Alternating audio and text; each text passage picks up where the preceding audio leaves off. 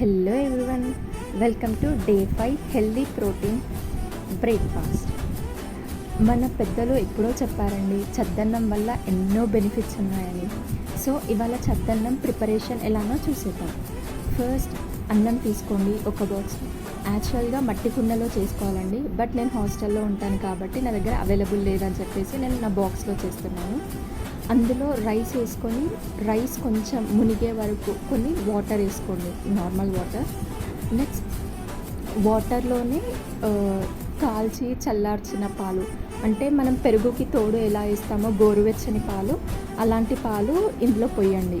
కొన్ని పాలు పోసేసుకొని నెక్స్ట్ అందులోనే ఫర్మెంటెడ్ కోసం ఈ పెరుగును అనేది ఒక 2-3 స్పూన్స్ అనేది యాడ్ చేసేసుకోండి. నార్మల్ పెరిగే యాడ్ చేయండి, ఒక 2-3 స్పూన్స్. నెక్స్ట్ ఒకసారి ఇవన్నీ బాగా మిక్స్ అయ్యేలాగా కలిపేసుకోండి. పెరుగు, వాటర్, ఇంకా పాలు, రైస్ అన్నీ మిక్స్ అయ్యేలాగా కలిపేసుకోండి.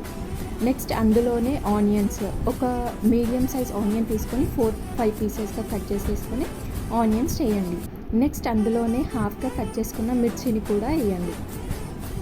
అన్నీ వేసిన తర్వాత మార్నింగ్ వరకు, అంటే ఇది మనం నైట్ చేస్తే మార్నింగ్ వరకు అన్డిస్టర్బ్డ్గా పెట్టండి. అలానే మార్నింగ్ చూసేసరికి ఇలా ఉంటుందండి.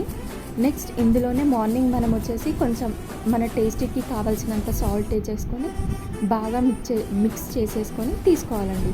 మరీ సాల్ట్ ఎక్కువ ఏం వేసుకోకండి, టేస్ట్ బాగానే ఉంటుంది కాబట్టి నార్మల్గానే సాల్ట్ యాడ్ చేసేసుకోండి.